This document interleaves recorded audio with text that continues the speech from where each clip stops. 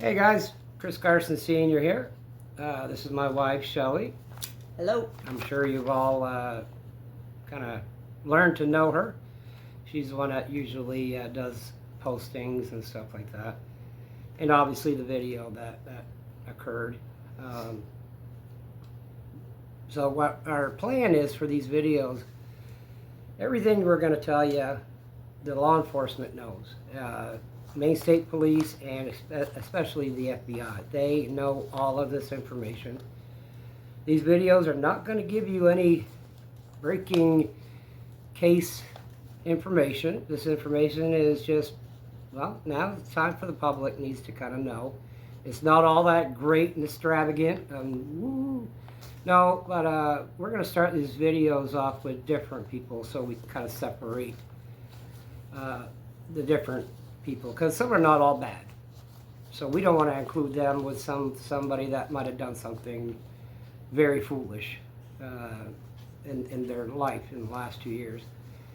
So I believe we're going to start with Richard. Richard. The conversation we had face to face. Well, the conversation Shelly had with Richard. I wasn't here that day. I was here the next day when Shelly called Him back to explain. Well, you'll understand what she explains. I was here for that one. She had him on speakerphone. I really wish we would have recorded that, but I mean, at the time, it was thinking of these things. So, yeah, we kind of kicked ourselves in the ass a little bit, but well, sometimes, yeah. But anyway, we're gonna go ahead and let you all hear what that day that Richard came up and talked to Shelly. And how long was that conversation? I'm gonna say him and the two girls were here for, I think it was, I'm gonna say over an hour. That's a lot of talking. I mean, we talked about different things. Where, But some of the things I was even in shock. So now, how did that all happen? I mean, I do know he didn't come in the house. no, my dog wouldn't let him anyway. Sadie wouldn't. If I'm not here, my friends, close friends, will not be able to walk into my house, even if Shelly lets them in. If I'm not here, Sadie will not allow you in here. If I'm here, Sadie will be like, maybe, and then, oh, it's him. That's one of your dad's friends or whatever, and then she'll let you in. But so he was outside on the porch. Yeah, and we were talking through the window because I didn't dare to open the doors because Sadie would run out. When him and the girls come up, I went to the window and I asked them if there was anything I could do for them, to help them out or whatever. Why were they there? Here, I mean. And he just started talking and he wanted to know if you'd be able to give him a ride. He was setting up the ride for him to know that he was going to have one, transportation, within a week. Okay, is this the first time you met Richard? Yes, first time I've ever met him, first time I've ever talked to him. Okay.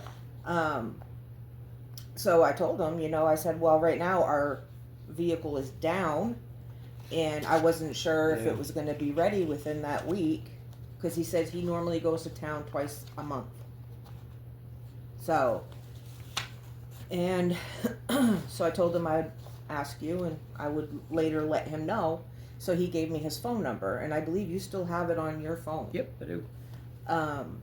I just, when I switched phones to my newer phone, it did not keep all the text messages that I sent him. There wasn't a lot. Actually, what do you think I did? Yeah, I did send him, like, I'm not able to do this, but we're going to give you some information on how to get a ride pretty much for free. But those messages didn't stay on the phone, but the contact did stay on my phone. So I still have his cell phone number. I don't know if he still has that number on the cell phone after all this, but I'm not sure either. And we couldn't help him. If it was an adult, like the kids or not, we would have been like, all right, if my vehicle was running, I probably would have easily taken him to town. By the time my transmission went in my truck, and if anybody knows how long it takes to get a transmission for your truck, well, that's why we couldn't. But so did Richard and the two girls like stay up on the porch here with you? Yeah, or? they were all on the porch. So after I told him I'd let you know, or I'd talk to you, and then I would let him know your answer, because I believe you were downstate at the time. Yeah, I was with my son. Yeah. So like I said, he gave me his number, and then we just started talking, and he was telling me that he was trying to get the ride ready for him to go shopping, because he buys the food for the girls and himself. He buys jugs of water, he buys propane to cook with, he buys gas for the generator so the girls would have something to watch at night, because he uses the generator for a TV. Now I remember the time that through that time their generator at that time, and when it was just Richard and the two girls, that generator only ran an hour, 2 hours a day. It did not run 24/7 like it does now. Now it's. He said he bought constant.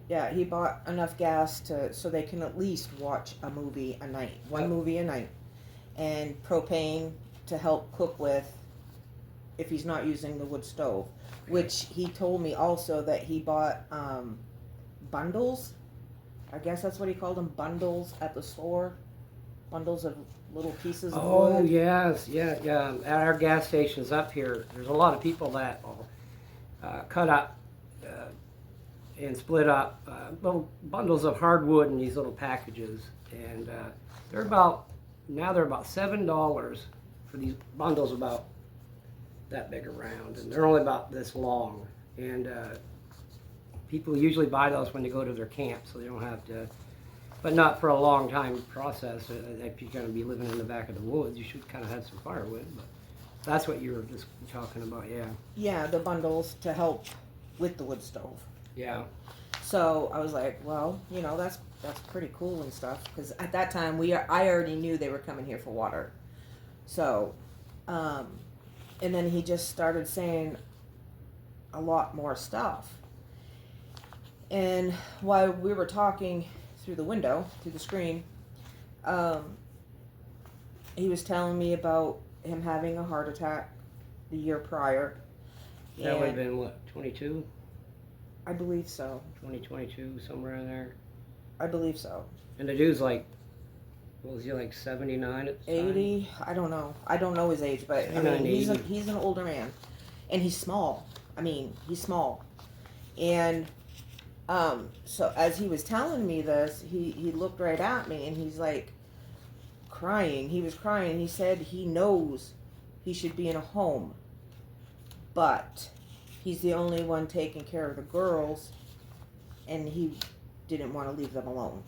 So, a man you've never met, within how many minutes do you think it was when he got here before he started to break down a little bit and cry? Maybe 15, 20 minutes. You're talking 80-year-old man. He's lived a life. Yes. And he's supposed to have been in the military. So this boy's lived a long life, and he comes to us, or you, well, he would have been us, but I wasn't here. And within like 15 minutes, he's crying. He was crying. He said he knows he should be in a home, but he didn't want to leave the girls because he was the only one taking care of them. He was the only one buying them Christmas gifts, the only one buying them birthday gifts. So I really didn't know what to say. I was more or less in shock because total stranger. I'm a total stranger to this man, but like I said, he's a small man, and he looks like the type of person that worked hard his whole life. Oh, yeah. And so we just started talking about other things and stuff, and he then in turn told me that Dale was his stepson, His stepson. So. His stepson, and that the girls were no relation to him, but they know him as Grampy or Grandpa, whatever they call him, Pawpaw, whatever. But and then he told me that Dale has a huge collection of firearms, and he said you could put them all together and it would cover a wall if you hung them up. Damn. And then in turn, he said that there's times that Dale could be very mean. But the one for me to watch out for is Lisa. Because he said Lisa was worse. Wow. So I was like, oh, God, these poor kids. And this is what I'm saying to myself. These poor kids. So I tried to make light of everything. And, of course, we had those cupcakes. Oh, God. 2 days before that, before he came, we had this big case of cupcakes, and there was only probably like, I'm going to say 7 taken out because we had that little birthday party. Yeah. Well, I offered them to the Richard and the girls, and I was like, are they allowed to have them? And he's like, oh, yes, yes, yes. And of course it lightened his day. And yeah. So I just took them and I brought them out, and I did tell him, I said, we had these for 2 days, and I said, Chris and I won't eat them because they're too sweet. Well, I'm a diabetic, so just looking at them, I'd give me some insulin or something. And they were really sweet. And so anyway, I took them out. I took them outside and I stood down on the porch with them, and we were just talking and, shooting the crap basically. And then he told me that he said again that he was just trying to get the ride set up for him just in case they refused to take him. Well, but he was also trying to get his card back. What do you mean? Who refused to take? If they refused to take him? Dale and Lisa. Okay, so what pretty much being said was the caretakers for Richard, I'm sure they consider themselves as caretakers. He's taking care of the 2 kids. They were young at the time. And he doesn't know if they're going to be able to get a ride to town. How does that work? There must have been... Well, at that time, Stefanie was 13. Right, but why wouldn't the parents be helping? They were, I don't know, that's when they were living up at Andrews. Is that the time around when... I think it has something to do with the card. I don't know. He told me that he was trying to get his card back. His debit card that he gets his money from benefits, I believe, from the military. That's if that's where he gets it from. We don't know where they get it, but... All I know, it's his money card, food stamp card, whatever card it was. But he said that he was trying to get it back for them, and they just, kept giving him the runaround. Yeah, we'll bring it down, bring it down, whatever. So I was like, well, how come they have your card? And he's like, well, because they charge me $1,500. $1,500 a month for rent. Wait. Yeah, and I was, in my head, I was like, for what? For a what? tent? And this is his words to me, okay? And it's like, okay, he's telling me all this. He also told me that they charged him $60 per trip for gas to take him to town to go shopping for him and their girls. Now is that, let's just say, from here to Caribou. Right. Which is not that far. Well, he's got a couple stores in Caribou. And then on the way back, I believe that's where he gets his propane, is right here at the corner store. Yeah, at North Star Variety. So it's like $60. Your truck would... My truck's a pig. Go to town, come back, and go to town on $20. I get 11 miles per gallon in my truck. Okay, it's the 2500 with the Hemi in it. And $20 is what it costs me to drive from here to Caribou, play around a little bit in Caribou, and come home. Now, there's hardly any of that gas left. So $60, and Per at that trip. time, did they have a vehicle at that time, or was it Andrew and his little Subaru? No, I believe they had their I say it looked brown, like a tannish brown truck. Is that the silver one? If, Pickup? if you want to call it silver, I don't know. I don't know, but A lot of trust people me, say I'm colorblind, so there's no way it costs $60 to go anywhere. And if why would anything, they that charge would be him? like a 4-cylinder. Yeah, and why would they charge him?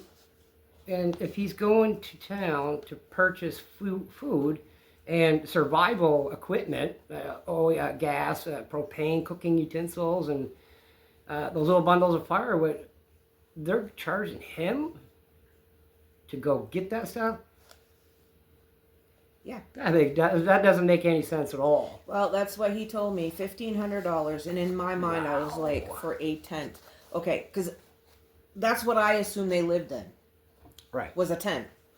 Well, anyway, we just kept on talking, and then, so, you know, to change the subject and stuff, I asked the girls, I'm like, so you guys don't have school today? And Richard spoke up, and he's like, no, they're homeschooled. And I'm like, oh, so they have a tutor? And he's like, no, it's their mom, Lisa, that homeschools them. So, you know, I made a joke with the girls, and I'm like, well, that must be pretty cool. You hurry up and get your work done and go do what you want outside and go play or whatever. And he told me that Star was going to be starting Job Corps, and which I thought that was pretty cool. Her go to Job Corps, get your Sure. GED. That's an excellent program. And then he's like, well, Stefanie's going to be going soon too. And then Stefanie, I looked at Stefanie, I said, are you happy about that? And she looked, Poor girl. she looked kind of sad. And she's like, do you think they'll let me bring my rooster? So I looked at her, and of course I could not do nothing but smile at this kid. Oh my okay, goodness. Yeah, it's the sweetest thing. That's Stephanie. And I was like, well, I said, how old are you? And she's like 13. And I'm like, well, you still got a few years to worry about that. I'm like, because you got to be 16 years old to go to Job Corps, no matter if it was for classes or GED or whatever. Right. And I said, about your rooster, I said, they can come here. I said, have your mom call them and find out, because they usually had vans. I don't know if they still do, because this was a couple years ago, a few Yeah, they years have ago. transportation for those students if they live in So- the vicinity. Yeah, so I told Stefanie, I said, they could come and pick you up, take you to your classes, and then bring you back home, and you'd still be able to see and play with your rooster every day. So, I mean, she actually gave me a smile on that, you know? I mean, That wasn't often. it looked like the world lifted off her shoulders. Right, yeah. Well, then Richard, in turn, was talking about the roosters and said that was the best thing that ever happened to the girls, because they would play with the roosters every day, and he really loved to hear them in the morning. Well, that's a true homesteader. Yeah, That's and a homesteader. he said it was pets. It kept them company, basically. Yeah.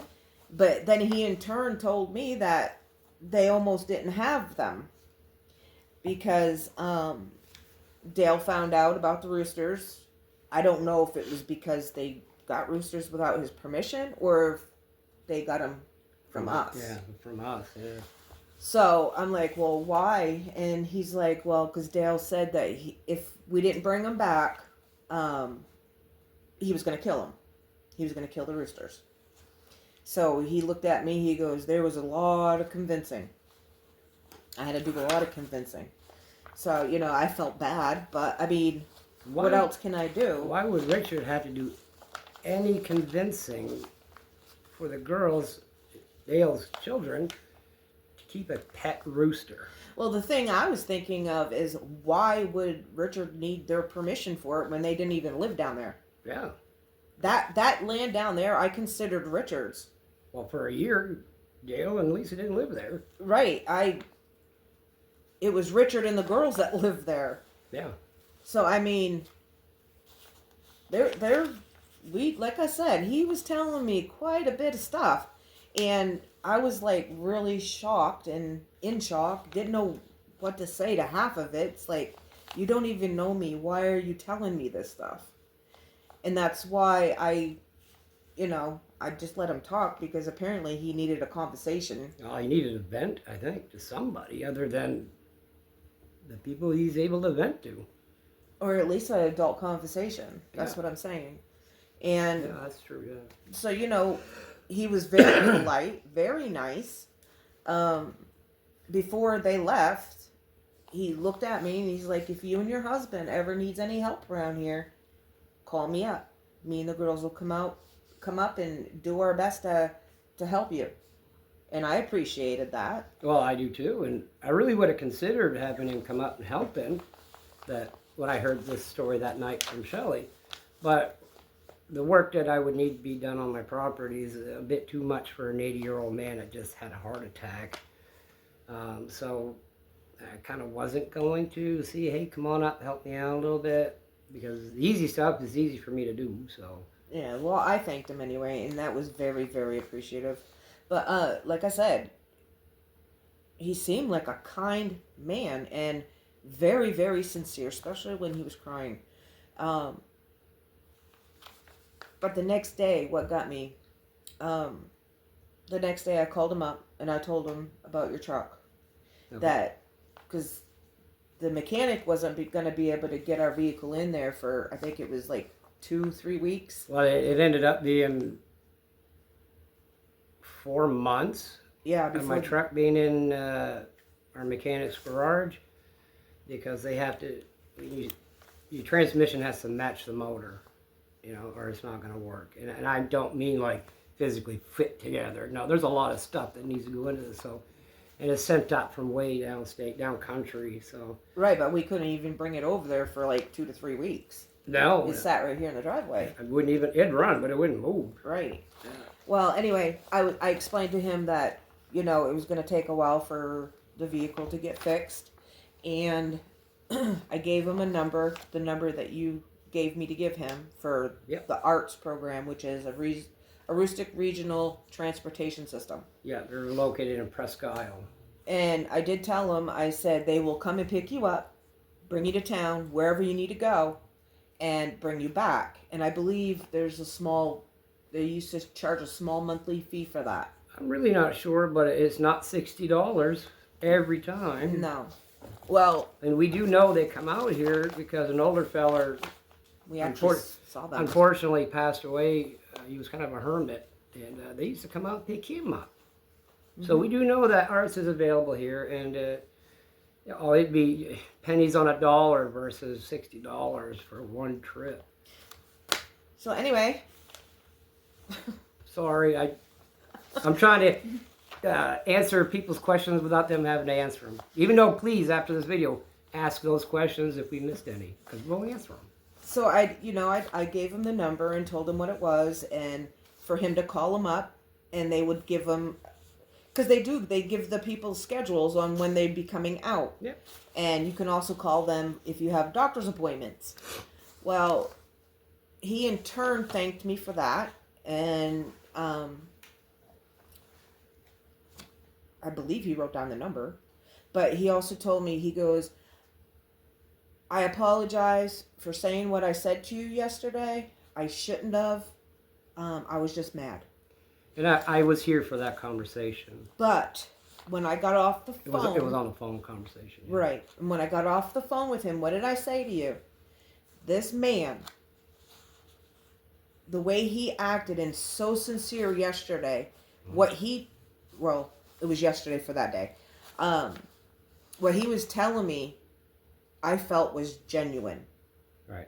Now, when he a dude was crying in front of you. Right. When he apologized to me on the phone, and saying that he shouldn't have said all that because he was mad, I got off the phone and I looked at you, and you asked me what was wrong, and I told you straight up, either this man was scared of someone or something, or he was a damn good actor. So he kind of like recanted everything he said? He recanted everything. That's why I didn't come out in public with his and my conversation, but I did tell the authorities when they came here about what Richard and I talked about. Yeah. Especially about his money card. I mean, that's theft. I consider that theft. If you don't return my card, you're keeping it from me. It really looked like a bad, what do you call it? Elderly abuse is what I'm thinking. But $1,500 for what? That's what I'm not understanding. Jesus, you could get a 2-bedroom apartment, a 3-bedroom apartment for $1,000 a month, everything included. Yeah. Well, you get a damn nice house for $1,200 a month. So, like I said, you guys can take what I said any way you want. If you have any questions, please feel free to ask, and we will answer to the best that we can. This is my conversation with Richard, and for me, I'm going to tell you, when he talked to me face to face, this man was genuine. When he talked to me on the phone, the sound of his voice and everything, I couldn't even tell you if it was him that was talking to me on the phone. I believe it was, because, like I said, she had it on speaker, but I never heard Richard speak before, so. But what I'm saying is the tone and everything was like, he said too much, which he shouldn't have. And he also told me, I do want to say this, a lot of people's bringing up the CPS thing, okay? We never called CPS, which we probably should have, but Yeah, what now would we're have been thinking the about point? it. But what would have been the point? Nothing would have happened. Before we lived here, CPS was called, and apparently nothing was done. Well, So- CPS, right before we bought this house, CPS thought that the Damrons were living in this house because their car was parked here all the time. With the old lady that lived here. Yeah, but That the old owned lady it. wasn't there living, the woman that owned this house, she didn't live here through the winter. So CPS, they would park their car here, told CPS that they were living here, and they weren't. Trust me, the house is nice. And it's like, we actually almost towed their car off our property. But that's another story for Another time. one of our next videos. But I do have a question, are you finished with Richard? Mm-hmm. Oh, okay. CPS. I don't want to stop you guys from learning this. He explained to me that they moved up here, and there was something with the CPS in Texas, and he also told me that they were in, I want to say Connecticut, he said. I believe that's what you told me. And what happened in Connecticut was the kids would run outside. I want to say it had to have been a hotel that they stayed in, because he said the kids kept running out naked. It was in the rain, wasn't it? No, they kept running out of the wherever they were staying naked to go into the pool. And every time they did that, the people that was around them was, Well, basically bitching. well, And saying that's that these sensible kids- people. See a naked kid come out. Well, they were saying that the kids shouldn't be outside in public naked. Yeah, I agree. And I believe I'm not even going to go there. I'm not even going to say I believe, because whatever. But Wait a minute. no, this is what Richard was telling me. I know, So he but- also told me Connecticut. So they hurried up, packed up, and left because they didn't want CPS to hassle them there. This had to have been prior to Texas. Them going to Texas. This was after. Texas. Yes, So that'd be from between Texas and here. had to have been. Because he told me about the CPS. How do they say it? Fiasco Yo, the fiasco. in Texas. Because they weren't that wrong on anything. They left there, and then I believe he said it was Connecticut. Don't quote me on that. It was an area that they weren't from. Northeast, I guess. But they hurried up and packed up because they were afraid the CPS would track them down and start another fiasco there. Oh, I can't imagine why they would consider that.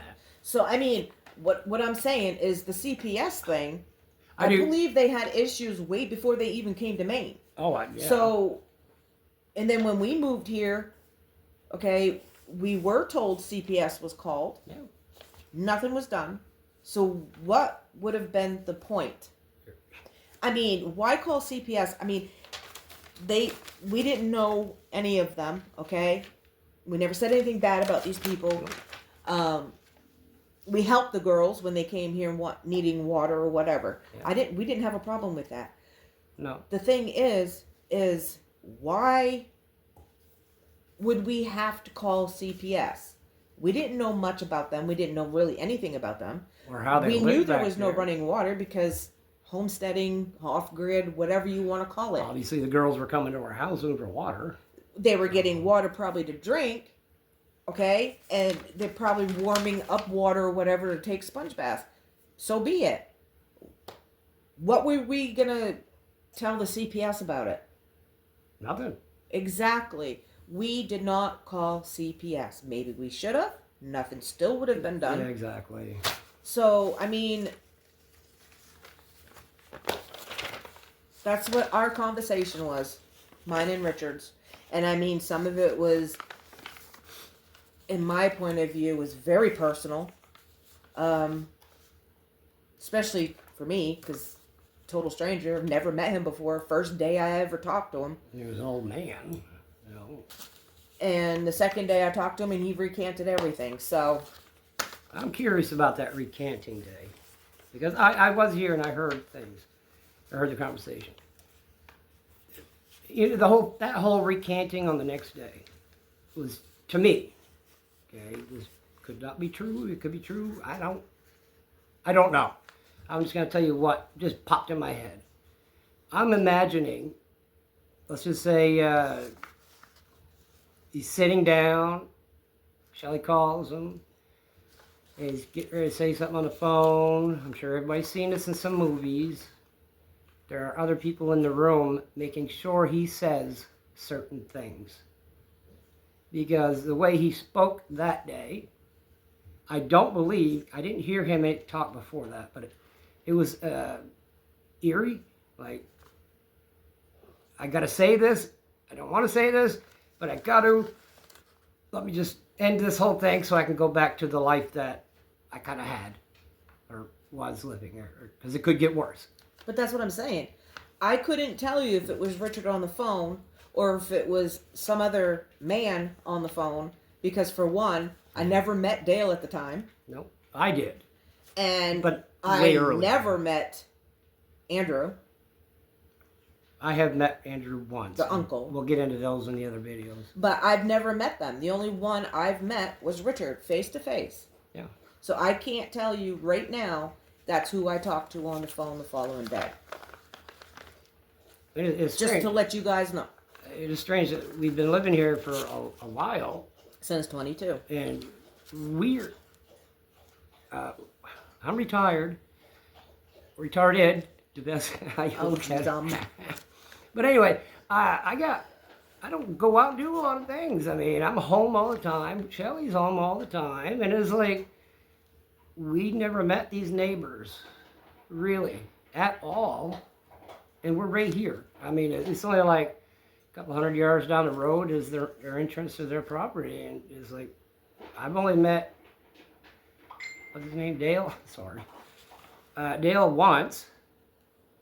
Well, twice after what just kind of happened. And that's in the next segment. I'm sorry. I'm anxious. I'm very anxious to just spill the beans. And it's like, but I do have a question for you.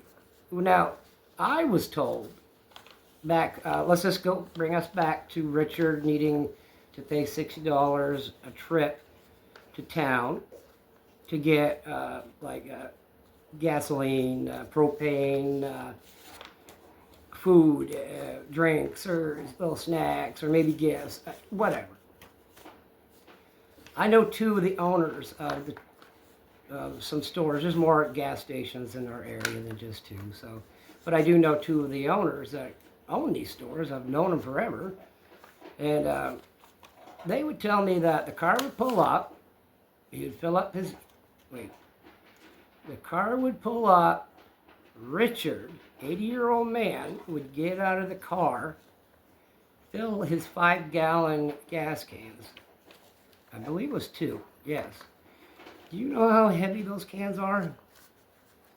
They're not light. I have a hard time now as I'm, getting older, but better looking. than I was a couple years ago. 5-gallon gas cans.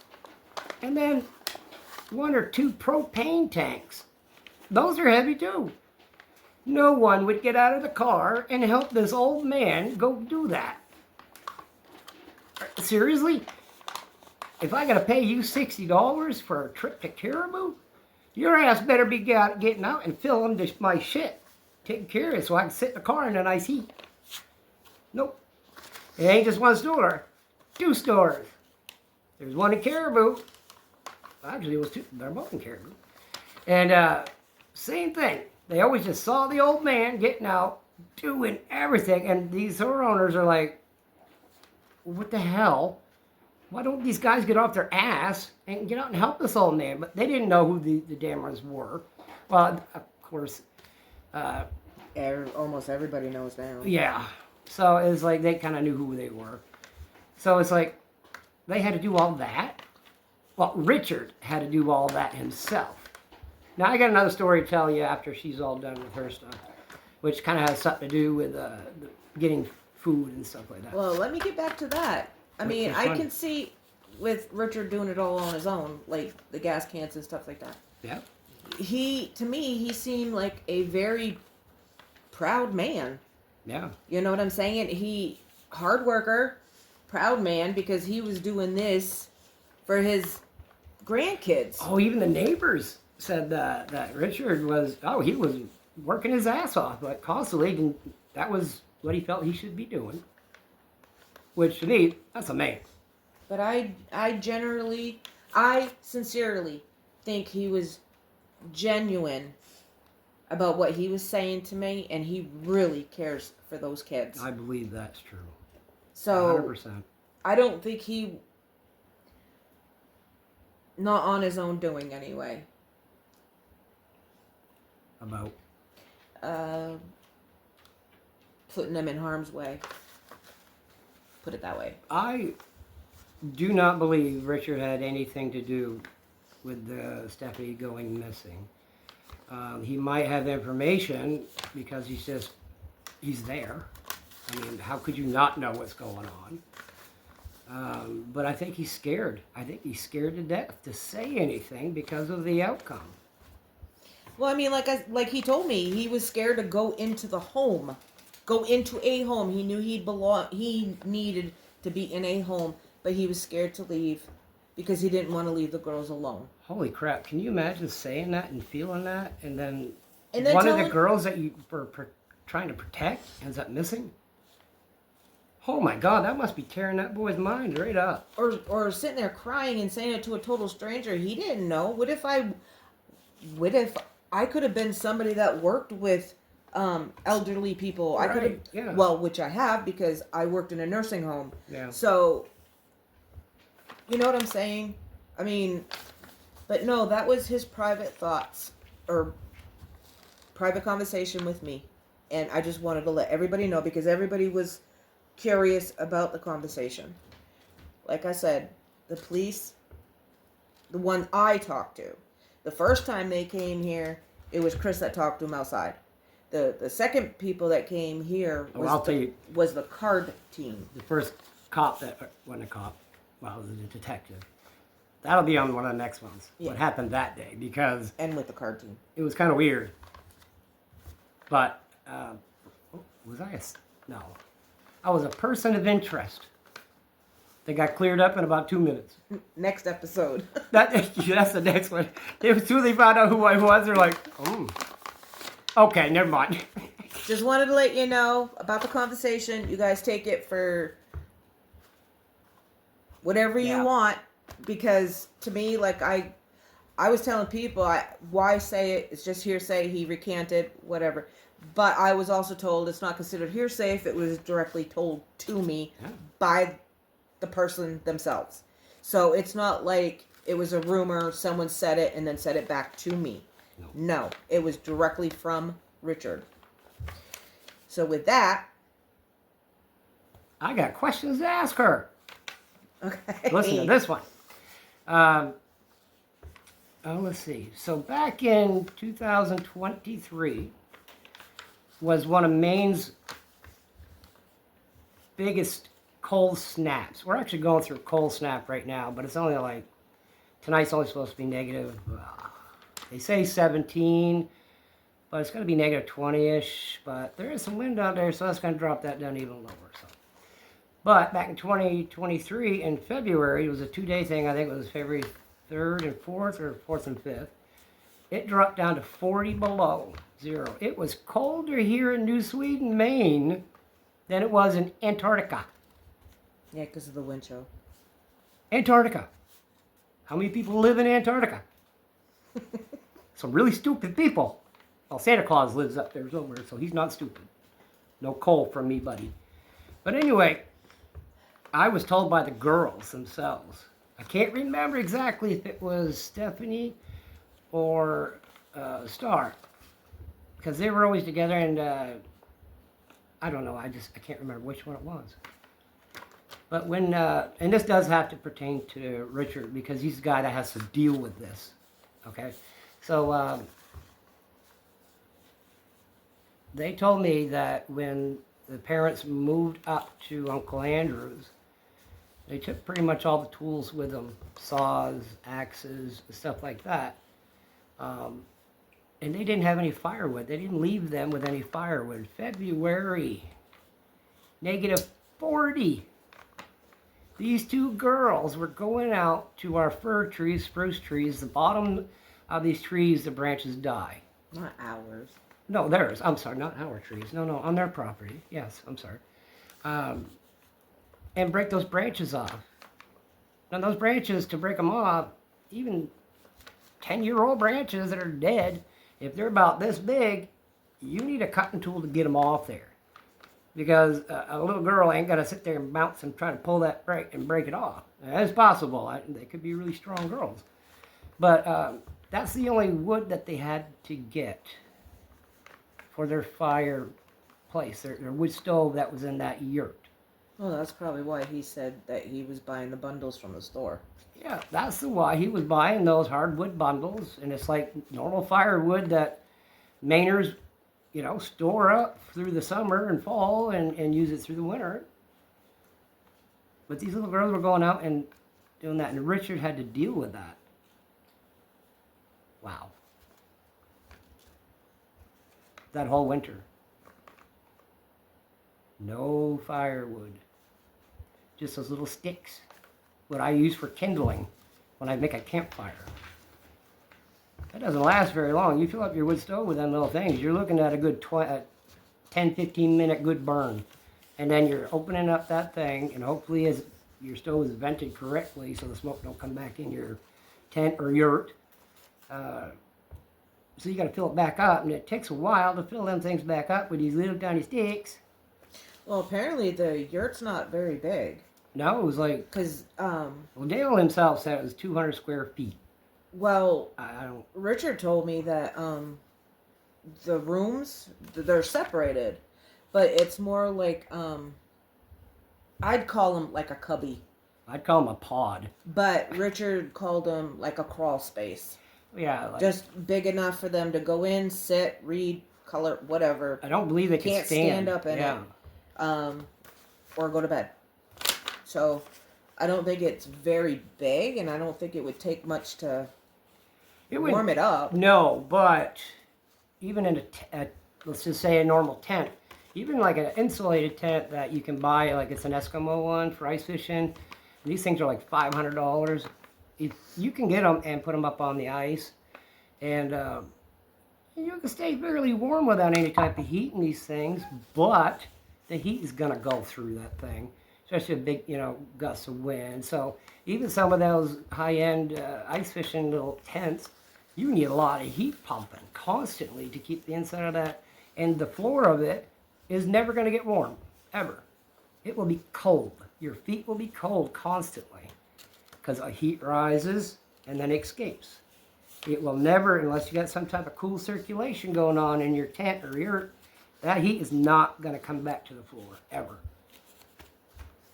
Now, are you done? I'm done. Okay, so she's done. I'm not. I'm going to pause this just for a second because I got to get my paperwork. Hold on. Okay, I'm back. Got the paperwork. Shelly really doesn't have to be around for this one, but she wants to stick around for this one. Unfortunately, we're up to 45 minutes, and I'm apologizing, but there is a lot of information here. And we're trying to be as relaxed as we possibly can to show you, everybody, just this is who we are. Okay, was it 2023? My little story here. Right after Halloween. Yeah, I know that. I believe so. 23? I think so. Could have been 22. No, we moved here in 22 in winter. Okay, so it had to have been 2023. There's a house located right across the driveway from where the Damrons live that Doug Tinsley manages, takes care of. Well, there was a family that came up and rented it for a little while. Now, this is right after Halloween. I'm sitting at the kitchen table eating supper. Shelly, she was there. It was a good supper. She's a good cook. And I'm going to be kind of funny on this one because it's amazingly funny. Wasn't at the time. Was not at the time. Oh my God. We're right after Halloween. Everybody's watching all the horror movies and crap like that. And, well, I'm into the horror movies too. Do I get too freaked out? Not really about the movies, but when it happens in real life, oh shit. Gotta figure this out. So, I'm sitting there, and the way my house sits, I got this, it's like an A-frame house, but it's all tin on the outside, spray foamed in the walls. I can't hear nothing on each side. I can't, like, if I'm in my house, I can't hear down the road, can't hear up the road. Front, I can, back, I can. Doug texted me, and he's like, hey, did you hear that noise or somebody yelling or something? No, I didn't. So I went out on my porch and started to step down my steps, kind of going. This is what I heard. I'm not kidding, and I feel foolish for making this noise. Help me! I am not kidding. There's no moon out. It's black. You can't see 10 feet in front of you. It kept going and going. I'm like, what the fuck is that? Yeah, I'm freaking out now, right? But, hey, let's go fix this. This is not happening here. So, I said, Doug, I texted him. We got all the texts. And I was like, hey, man, yeah, I hear it. There's somebody down there yelling, help me. So he went out and got into his tractor, warming it up, and he was going to head down. But I went and grabbed my firearm because, trust me, you hear that, you ain't got to go out of your house without a firearm. So I'm heading down there, and I noticed the headlights from across the road, the neighbors, her headlights were pointing towards the driveway. Obviously, she can hear it, and she's got 2 little kids in there and the husband. And I pulled right into her driveway. I believe it's the first time I actually physically met her. And you can still hear him going, help me. I said, what the fuck is going on? She's like, I don't know, but it's creeping everybody out. So half the freaking neighbors are piling up at this road because they can hear it too. So I don't know if I was like the dumbest one or maybe the most interested one. I walked over to the driveway. Yep. Started to go down into their driveway. And, well, I had my Jeep headlights kind of pointing down there so I could see. I skid down into this driveway. There's snow on the freaking ground here, right? So it's a walk path all the way down, 1/4 mile. Pitch black. I see this old man. Had to have been Richard. This is the first time I physically met Richard. He's holding on to a tree, trying to hold himself up, and all I'm thinking is, oh my God, this guy is hurt. He's in trouble. These 2 girls are hurt. They're hurt. He needs help. I looked down at the ground, and he's got a little toboggan, a little kid's plastic toboggan, and he's got Walmart bags in there. Apparently a taxi brought him home with groceries. And it was full. He was trying to get down there. Well, okay, that's fine. That's probably something normal that you would see. I get up close to him, and I asked him, hey, buddy, you okay? This is the first thing he said to me. Now, don't forget, he must have yelled, help me. good 40 to 50 times. And I got witnesses for that. And what comes out of his mouth? Hey, you got a flashlight? Dude, are you okay? And I'm yelling at him. I'm yelling at him like I'm yelling at you right now. That I don't mean to. I just kind of like wanted you to. This is how I speak when I'm comfortable. That's how you speak when you're scared. Yeah, when I'm scared. Holy crap, I don't get scared often. I chased a bear off with no gun. I just yelled at the freaking thing. You thought this old man was hurt. I honestly thought this dude was hurt. You never hear things like that in the woods. And when you do, there's something going wrong. So like, hey, you got a flashlight? I can't see the way down the trail, and the girls didn't come up with their flashlights yet. I'm like, are you serious? He's like, yeah. I was like, dude, you got half the neighbors up at the top of your driveway calling the cops on you. Oh, no, don't have them call the cops, buddy. I'm going to go back up there and try to help stop it. Well, nobody was calling the cops at the time. Now, I'm going to be totally honest with you. When I got up to the top of that driveway, I was so upset. Happy the dude ain't hurt. But I was kind of pissed off. He just needed a flashlight. I called the cops. State cops. And they came and did whatever they did. I didn't stick around. They asked me what was going on, and I told them. I'm the one that called the cops that day. It's not CPS. But after anybody would hear something like that going on in the woods, I don't care if I know you or don't know you. And at the time, we weren't at war with the Damrons or anything like that. It kind of not now. I mean, they think we are. We're just telling everybody what we know. And so it's like, yeah, I called the cops that day. But that's it's funnier than hell now, okay? It really is. I don't get scared very often, okay? I always analyze. I'm always a tactical thinker. You will never see me jump unless I know quickly what's going on. But I'm a very tactical thinker, and yeah, that happened with Richard. Now it's kind of funny. He was just trying to get a flashlight because he got back home too late. Because in October there's not much daylight anyway, and it was actually November, in the beginning of November. Pitch black, snow on the ground, an old man yelling in the woods, and it was echoing so much that neighbors up the road came down, neighbors down the road came down. A guy on Westmoreland Road, way behind us, came over. Nobody called him. He's like, what the hell's all that noise? I'm trying to figure it out. Well, that's the story about Richard and right after Halloween. So thank you, Richard, for keeping my blood pressure stoked. But I don't have anything bad to say about Richard. I think he's had a hell of a rough life. And I don't believe that he should be treated this way. This is actually elderly abuse. And I really thought Maine was up on all this. Like, you touch or hurt an elderly person, your ass is going to jail. Well, apparently they're just like DHHS. I've never called anybody about that, but it's about Richard being abused as an elder. No. But that's just how I kind of feel about that. So anyway, we're about almost an hour long here, and I had to put that in at the end. And I just wanted to let you all know, because I know there's a lot of people that was curious about the conversation with Richard and myself. Yeah, absolutely.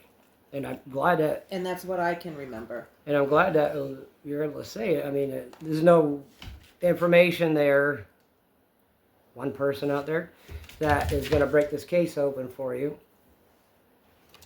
So, this is all information the cops already had, and it's no breaking news. Yeah, I'm talking to one guy out there. Not you guys. That's another... That's another video. episode. So, that one guy, I'll see you soon. Alright, guys, you guys have a good night. Take care. Yep. We'll talk to you soon. See you from the Carsons. Bye. See ya.